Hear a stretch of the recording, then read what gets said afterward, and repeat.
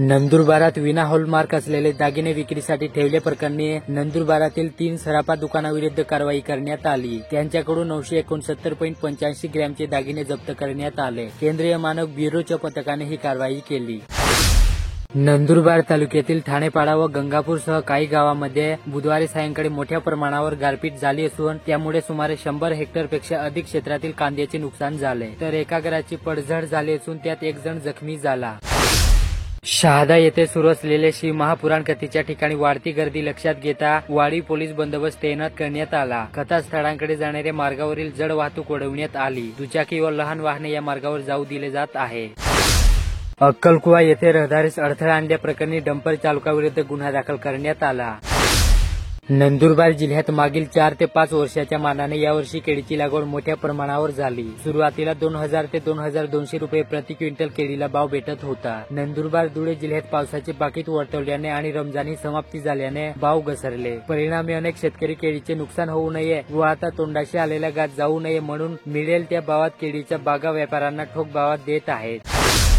तोडोदा येथे झालेल्या एका धार्मिक कार्यक्रमातील शोभायात्रेतून चोरट्यांनी हातसफाई केल्याची घटना घडली। यात 5 जणांच्या गळ्यातील सोन्याची चेन चोरट्यांनी चोरून नेली। याबाबत तोडोदा पोलिसात गुन्हा दाखल करण्यात आला।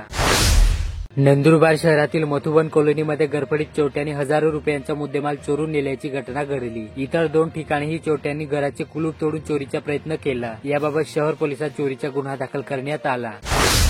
नंदुरबार येथील भारतरत्न डॉक्टर बाबासाहेब आंबेडकर चौकातील प्रस्तावित उद्यानाला डॉक्टर बाबासाहेब आंबेडकर याचे नाव देण्यात यावे अशी मागणी जिल्ह्यातील विविध पक्ष संघटनांतर्फे करण्यात आली। याबाबतचे निवेदन पालिका मुख्याधिकारी राहुल वाघ यांना देण्यात आले। अक्कलकुवा शहरात विश्वरत्न डॉक्टर बाबासाहेब आंबेडकर जयंती उत्सव समितीची निवड करण्यात आली। अध्यक्ष बापू महिरे, उपाध्यक्ष कृष्णा साळवे तर कार्याध्यक्षपदी अनिल जावरे यांची सर्वानुमते निवड करण्यात आली। सध्या सूर्यफुलाची आवक वाढली। बुधवारी नंदुरबार बाजार समितीमध्ये विक्रीसाठी आणलेल्या सूर्यफुलांच्या बिया वाहनातून खाली करताना शेतकरी।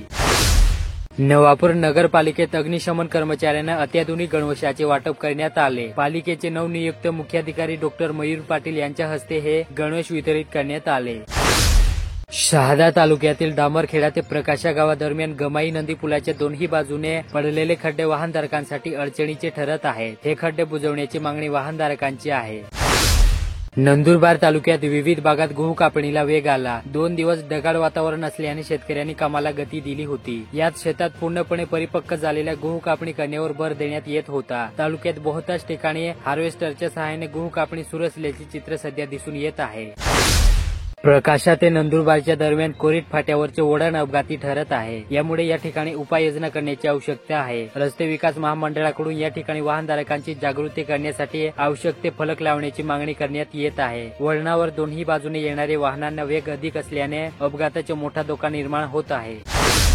दडगाव ते मोलगी या रस्त्यावरील देवानंद नदीवरील पुलाला संरक्षण कोठडी नसल्याने वाहनधारकांचे जीव टांगणीला लागले आहेत। याबाबत तक्रारी करूनही बांधकाम विभागाकडून आजवर दखल घेण्यात आलेली नाही।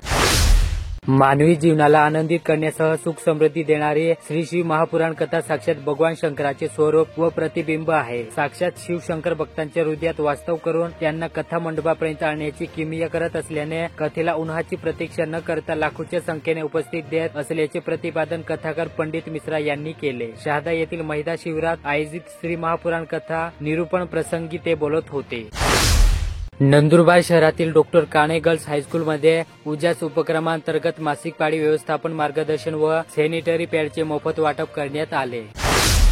नंदुरबार जिल्ह्यात मागील काही दिवसांपासून शेतकऱ्यांनी खरीप हंगामासाठी शेती मशागतीचे कामे सुरू केली आहेत। अशातच उन्हाचा तडाखा वाढला, त्यामुळे शेतकरी सकाळच्या वेळेत काम करण्यास पसंती देत आहे।